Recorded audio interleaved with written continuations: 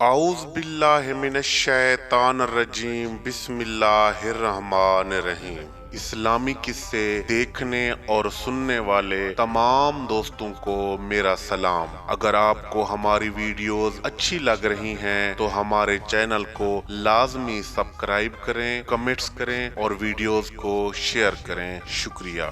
حاتم طائی عرب کے مشہور خاندان طے یا طئی کا ایک مشہور ترین شخص تھا جو آج بھی سخاوت کی وجہ سے بہت مشہور ہیں۔ ان کا ایک بیٹا عدی بن حاتم تھا۔ یہ صحابی رسول تھا اور حضرت علی کے ساتھ جنگیں لڑنے کا بھی ان کو شرف حاصل تھا۔ یہ ہر جنگ میں حضرت علی کے ساتھ ساتھ رہے۔ جمل و صفین و نہروان کی جنگوں میں انہوں نے اپنی شجاعت کے کارنامے دکھائے۔ جنگ صفین میں اس عدی بن حاتم طائی کے 5 فرزند بھی شریک تھے، جن میں سے 4 بیٹوں کو شہادت کا درجہ ملا، جن کے نام یہ ہیں: طرفہ بن عدی، ظریف بن عدی، مطرف بن عدی، محمد بن عدی۔ جنگ جمل میں خود عدی بن حاتم طائی نے نصرت امام زمانہ میں ایسی تلوار چلائی کہ جو یادگار تھی۔ اسی جنگ کے دوران عدی بن حاتم کی ایک آنکھ میں تیر پیوست ہو گیا تھا، جس کی وجہ سے یہ بزرگوار ایک آنکھ سے بے نیاز ہو گئے تھے، اور ان کے 5ویں بیٹے جناب ترمہا نے کربلا کے میدان میں حضرت امام حسین کی نصرت کی اور جنگ لڑے، مگر وہ شہادت کے درجے پر فیض نہ ہو سکے۔ ایک راوی روایت کرتا ہے کہ واقعہ کربلا کے بعد میں ایک مرتبہ کوفہ گیا۔ وہاں مجھے معلوم ہوا کہ جناب ترمہا کوفہ میں موجود ہیں، مگر وہ کسی سے ملنا جلنا پسند نہیں کرتے ہیں، بلکہ سارا دن اپنے کریم آقا حضرت امام حسین کو یاد کر کے روتے رہتے ہیں۔ میرے دل میں خیال آیا کہ میں جا کر ان کی زیارت کروں۔ یہی سوچ کر میں ان کے مکان کی طرف روانہ ہوا۔ جب میں وہاں پہنچا تو ان کے گھر کا دروازہ اندر سے بند تھا۔ میں نے دستک دی، ایک سیاہ فام غلام نے دروازہ کھولا تو میں نے اسے بتایا کہ میں شہنشاہ کربلا کے غلام جناب طرحمہ بن عدی سے ملنا چاہتا ہوں۔ غلام نے جواب دیا کہ جس دن کے شہنشاہ کرب و بلا میں شہید ہوئے ہیں، جناب طرحمہ کسی سے نہیں ملتے۔ میں نے التجائی انداز میں درخواست کی کہ میری طرف سے جا کر عرضی تو پیش کرو، ممکن ہے کہ وہ مجھے اپنی زیارت کی اجازت دے دیں۔ وہ غلام اندر چلا گیا۔ کچھ دیر کے بعد اس نے مجھے اندر بلا لیا۔ جب میں اندر داخل ہوا تو جناب طرحمہ اپنے کمرے میں ایک چٹائی پر تشریف فرما تھے۔ میں نے غور کیا، ان کا رنگ تو گدمی تھا، مگر کثرت حزن کی وجہ سے زرد ہو چکا تھا۔ ان کے سر پر تلواروں کے زخموں کے کئی ایسے نشان نظر آ رہے تھے جو پیشانی تک پہنچے ہوئے تھے۔ وہ دراز قامت اور قوی جسم کے حامل تھے، مگر دکھوں دردوں کی وجہ سے کافی کمزور نظر آ رہے تھے۔ ان کی عمر 50 سال سے زیادہ نظر آ رہی تھی اور ان کی ریش مبارک مکمل طور پر سفید ہو چکی تھی۔ میں نے جا کر انہیں سلام کیا۔ انہوں نے حسن خلق کا مظاہرہ فرماتے ہوئے بہت اچھے طریقے سے سلام کا جواب دیا۔ میں نے جب ان کی حالت دیکھی تو کربلا کے حالات و واقعات پوچھنے کی جرات نہ کر سکا۔ اسی دوران میں نے دیکھا کہ وہ بار بار اپنے نچلے ہونٹ کو چوس رہے تھے۔ یہ دیکھ کر میں نے عرض کیا، جناب کیا وجہ ہے کہ آپ اپنے نچلے ہونٹ کو بار بار چوس رہے ہیں؟ یہ سن کر انہوں نے فرمایا، بھائی جیسا کہ آپ کو معلوم ہے کہ میں بھی واقعہ کربلا میں حضرت امام حسین کے ساتھ شامل تھا۔ 10 محرم کا دن گویا قیامت کا دن تھا۔ صبح سے لے کر زوال آفتاب تک امام مظلوم کے تمام ایوان و انصار اور جانثار شہید ہوتے رہے۔ سورج جب عین نصف النہار پر آیا تھا تو میں نے امام مظلوم کے قدموں میں سر رکھ کر عرض کیا تھا، آقا میں آپ کے پاک بابا کا صحابی بھی ہوں اور ان کا غلام بھی ہوں۔ اب جب کہ ہر کوئی شہادت کی کشتی پر سوار ہو رہا ہے تو مجھے بھی اذن جہاد عطا فرمائے۔ حضرت امام حسین نے مجھے اجازت فرمائی، خود رخصت فرمایا اور گھوڑے پر سوار کرنے کے لیے خیمے سے باہر آئے۔ انہوں نے مجھ جیسے کم مایہ آدمی کو سینے سے لگا کر یوں محبت اور شفقت سے رخصت فرمایا کہ دوران کارزار مجھے اپنے انہیں زخمی ہونے کا احساس تک نہیں ہوا۔ میں جس حد تک جنگ کر سکتا تھا، اپنے آقا و مولا کی نصرت کر سکتا تھا، میں نے نصرت کی اور اپنے تئیں کوئی کمی نہیں کی، بلکہ کوئی کسر نہیں چھوڑی۔ میں شدید زخمی ہو گیا۔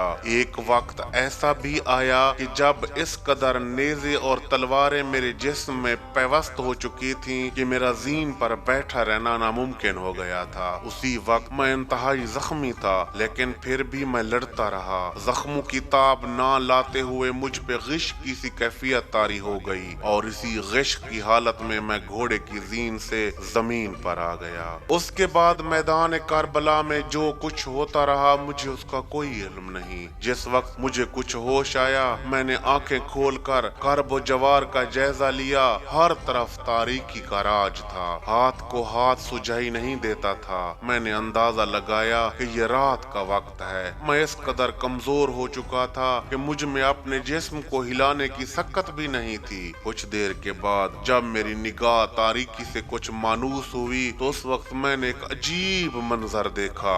میں خدا کی قسم کھا کر کہہ رہا ہوں کہ میں اس وقت نیند میں نہیں تھا بلکہ جاگ رہا تھا۔ میں نے دیکھا کہ میرے ساتھ گنج شہداء میں حضرت امام حسین کے سبھی ایوان و انصار اپنی جانوں کا نذرانہ پیش کر کے آرام فرما رہے تھے۔ اس وقت میں نے دیکھا کہ آسمان سے کئی حورائن جنا نازل ہوئیں۔ ان کے ہاتھوں میں آب کوثر کے جام تھے۔ وہ ایک ایک شہید کا سر گود میں لے کر وہ جام ان کے ہونٹوں سے لگاتی اور وہ شہید آب کوثر پی لیتا۔ جس وقت وہ حوران جنا میرے پاس آئیں تو انہوں نے میرا سر اپنی آغوش میں لیا اور آب کوثر کا وہ جام میرے ہونٹوں سے لگایا۔ جب جام کوثر میرے ہونٹوں سے مس ہوا تو اس میں سے ایک قطرہ میرے نچلے ہونٹ پر ٹپکا۔ میں نے فوراً ہاتھ بڑھا کر وہ جام خود لے کر پینے کی کوشش کی۔ جس وقت میرے جسم میں رمق جان نظر آئی تو انہوں نے فوراً وہ جام واپس ہٹا لیا، مگر وہ ایک قطرہ